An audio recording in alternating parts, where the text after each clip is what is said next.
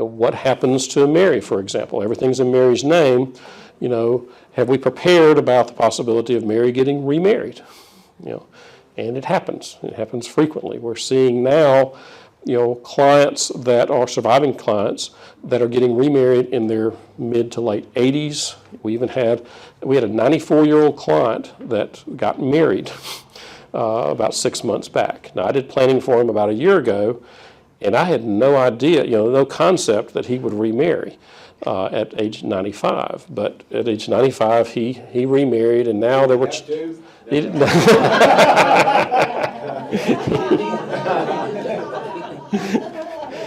And so, this stuff happens. And so, we got to be prepared for that kind of thing. The other thing that can happen is lawsuits. And so Mary gets her inheritance, she gets sued, someone makes one call, that's all, and suddenly there's a big judgment against Mary.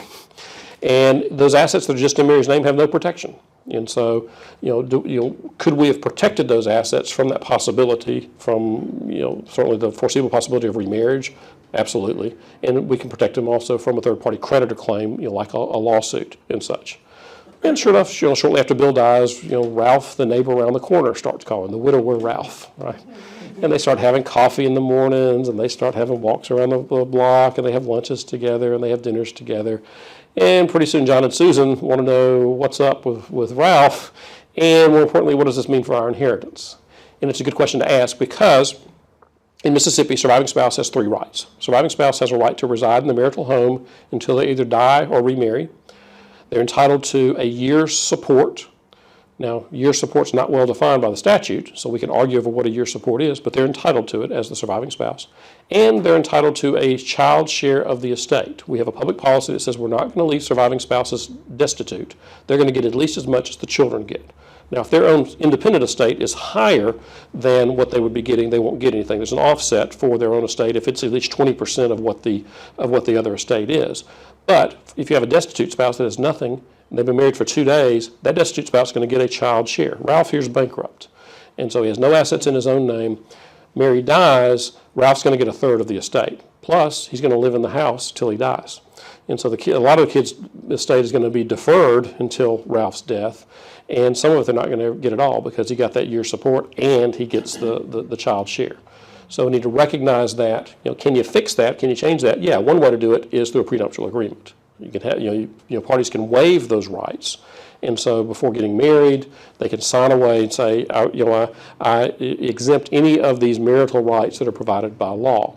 Second way of handling that is through a trust that we'll talk a little bit about. Liability protection, same thing. Assets that are in Mary's name have no inherent protection.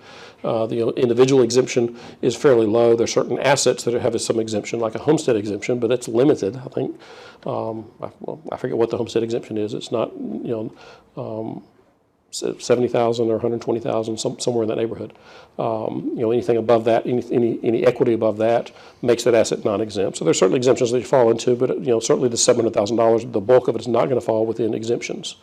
Mary's got the whole $700,000, and so good news is for a surviving spouse, on average, they live 7 years longer than the first spouse to die. That's typical. Mary's going to live 10 years longer. And so we can have some reasonable expectation if interest rates return to some reasonable level of normalcy of doubling that money over the course of that decade. So Mary's estate, could easily be seen as growing from from $700,000 to $1.4 million with not any too aggressive investments, right? Now, back when the estate tax exemption was $1 million, that created a tax problem for us. Now at $5 million, we're not really concerned about the taxes.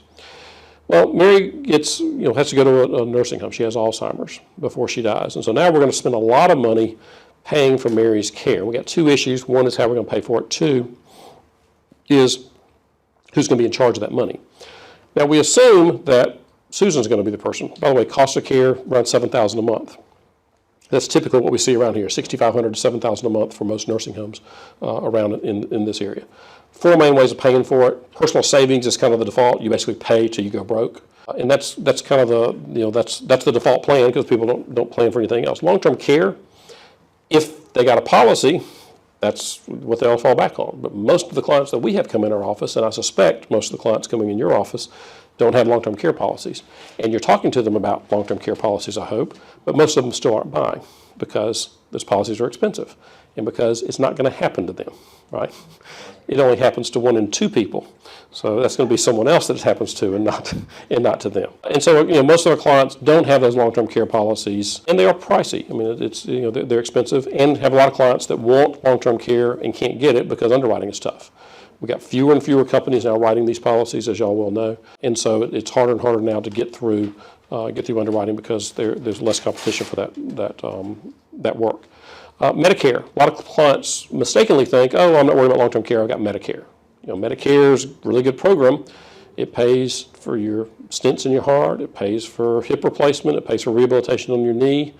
It's not going to pay for ongoing palliative care for a chronic disease like Alzheimer's or like dementia or like the residual results of a stroke. It's not designed to provide that kind of care.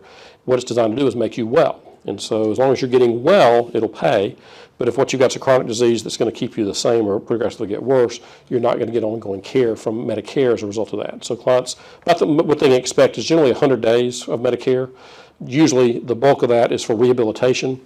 And that's only if they're getting better through rehabilitation. After the 100 days are up, the benefit stops. And the first 20 of that's paid in full. The next 80 of it is with a pretty substantial copay, about $142 a day copay. So it's not free by any means. And after the 100 days are up, then Medicare stops paying at that point. Medicaid winds up being the default payer, but it's a means-tested program. So if you've got too much money, they won't pay. If you've got too much in assets, they won't pay. If you've got too much in income, they won't pay. Asset exemptions. We'll talk more about Medicaid, later in the afternoon, but just for purposes here, asset exemptions.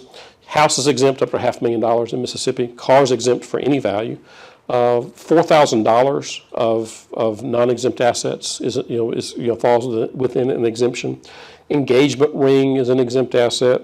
And retirement account is an exempt asset. Now, the retirement account is a liberal policy that Mississippi has that a lot of states don't have. Many states now have abandoned that. I haven't seen any move in Mississippi to abandon that yet. So that's a big exemption that a lot of our clients will fall into. I have a lot of clients come in wanting to do Medicaid planning, and we'll discover that the bulk of their assets fall within these exemptions. And so, do we really want to do the type of aggressive planning that they came in wanting to do, or does it make more sense to rely on these exemptions? That's a conversation that we've got to have with them. So it's not as always cut and dry as they might think. Yes?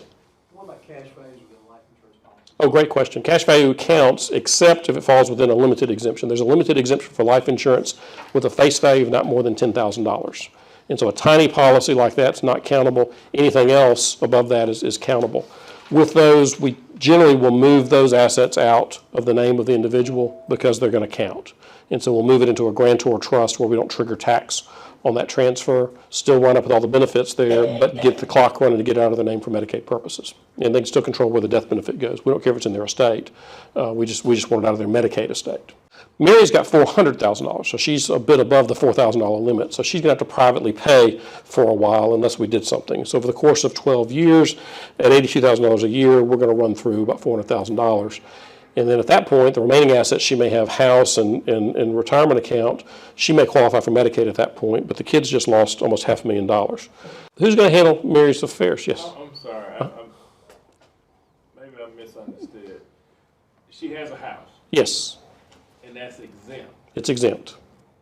So Medicaid, if she didn't have the $400,000, she would qualify for Medicaid? She would. Okay. Now, I thought the house was considered an asset that they would have to sell.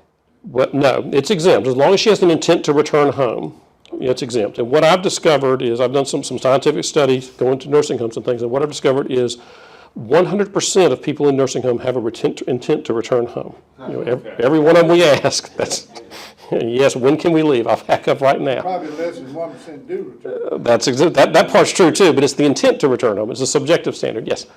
That's just to determine eligibility. Yes. What about when they die? That's where I was getting to, is it's exempt during life.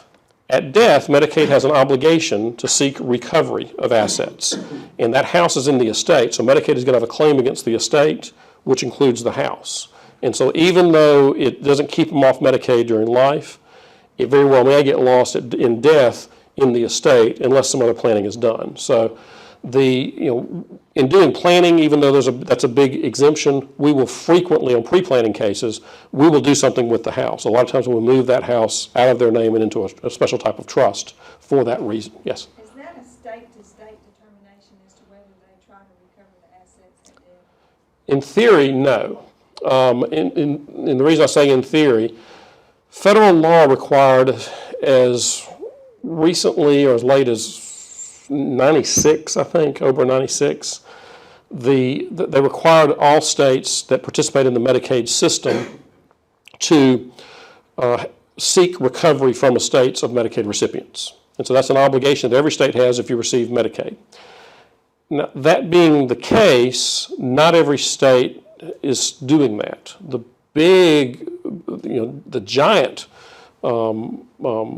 player in that was not seeking estate recovery was California, and yet they continue to get Medicaid funds, federal Medicaid funds. Well, I was told that by a Louisiana attorney. Well, that's what I was going to say. Louisiana, in name, they seek recovery. They do have a recovery unit. I think it's housed by one person or so. So we seek recovery, but in practice they don't. And so it's different states are more or less aggressive in what they go, of how they go at it. But technically, they're all required to seek estate recovery as a precondition to accepting Medicaid dollars. But I'm told that by my Louisiana colleagues as well, is that they give lip service to it but don't actually go after it. Mississippi does. Now Mississippi's not going to be super aggressive at how they go after it. They've got a fairly small division, but when someone dies, they are going to send a letter to the family that says, "Hey, your mom died receiving Medicaid benefits. You owe us $1 million." And if you open the estate, then they're going to file a claim for the $1 million claim in the estate. They're going to do that as a Pavlov response. Now, if I don't open an estate, is Medicaid going to open an estate for me? They legally can. I've never seen it happen, though. They're not so aggressive that they're going out saying, "Aha, there's a house there. We're going to open this estate. We're going to claw this house into the estate. We're going to force a judicial sale of this house so we can have this money." All of proper things that Medicaid could do, but they don't do it as a matter of practice. So we're kind of intermediate, I would say, in some of the practices that we have. In some ways, Mississippi is fairly liberal. In some ways, they're very aggressive or conservative in some of the options that they take and some of the positions that they take or have taken. But the house is something we've got to deal with certainly in doing pre-planning. And that's only if they're going into a nursing home.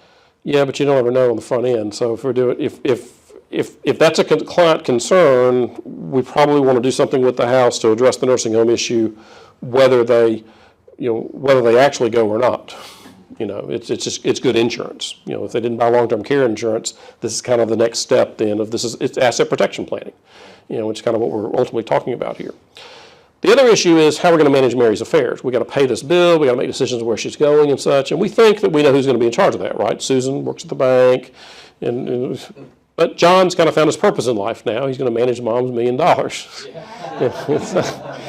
And so John may clean up really nice, and who knows, judge may appoint John.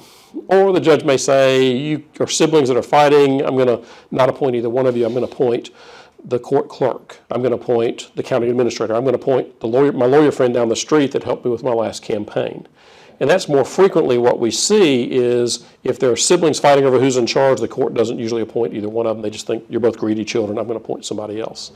All because nothing was put in place on the front end to handle that.